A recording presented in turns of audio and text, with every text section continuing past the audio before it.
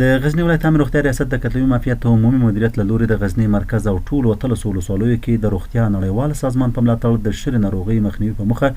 د واکسین کمپاین چې 200,000 ماشومان به پکې واکسین شي پیل شو. غزنی د عامه روغتیا ریاست د رهبرۍ تر چتر لاندې او د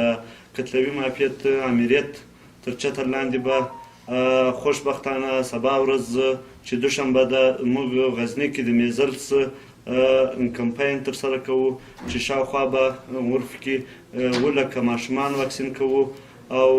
دا چې موږ د میزلس کمپاین په لاره باندې اچولی ده په غزني کې بدبختانه ویلی سو چې موږ تقریبا تر 350 پورې پیښې درلودلې چې هغه له مختلفو ولسوالیو څخه ریپورټ شوي ولې قرهباغ اندړ ګیلان او همدارنګه زنخان ولسوالیو څخه او همدارنګه د دغې بدبختې ناروغۍ چې هغه شرعي یوه ویروسي ناروغۍ ده د هغوی علاج هم نشته بغیر له واکسین نه موږ له 3 تر 5 پورې مړینه درلوده خو لله الحمد زموږ رهبرۍ دې ته ژمنه وله چې لله الحمد همدغه کمپاین چې له 6 میاشتو څخه بیا تر 10 کلو پورې به ماشومان ورپکې واکسین کړو په غزني کې په لاره واچول. هغه زیاته کړه که څه هم اوس د دې ناروغۍ د خپرېدو کچه تر پخوا کمه شوې خو د دې لپاره چې راتلونکي کې خپرنه شي د واکسین کمپاین یې پیل کړی دی. تر څنګ غزني کې د روغتیا نړیوال سازمان یا WHO ولایتي مسؤل وویل د عامه روغتیا له وزارت سره په همغږۍ په دغه ولایت کې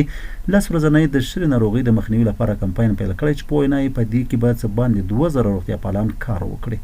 ټول په دې باندې پوهېږو چې ټول صحي کارونه یا د وزارت صحت عامې د دولت د نظام وظیفه ده. وزارت صحت عامې تر سرپرستي لاندې د WHO په تخنیکي او مالي همکاري باندې دا پروګرام ترته رسېږي. په دې کې به تقریبا 110 یا 40 نفره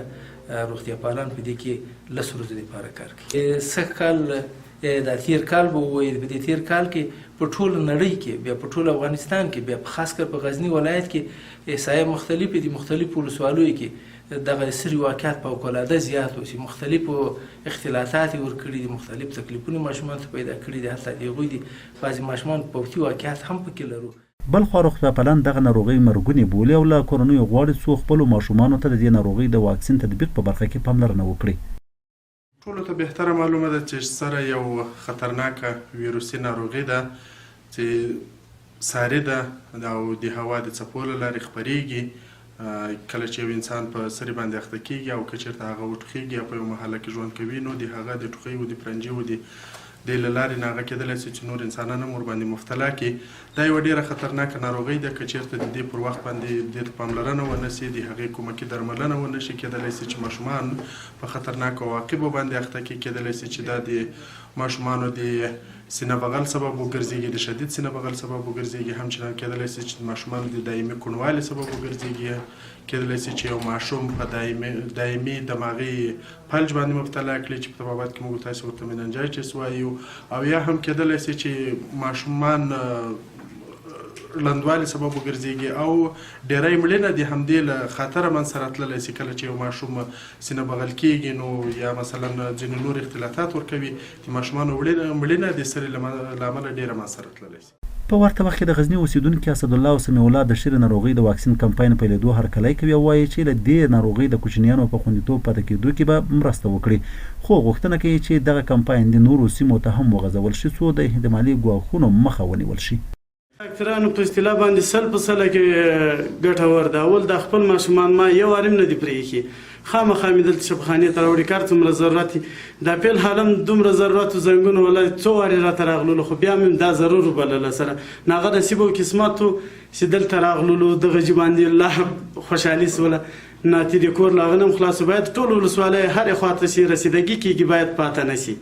هر څوک یې ورته راوباسي ماشومان هم او دغه داسې نه بولي د عادي خبره خو د بیخي نه بولي سره نو باید سلب سلکې شي. چون چې دغه د سري ناروغي چې دا ډېره وژونکې او خطرناکه ناروغي ده باید ماشومان د دې په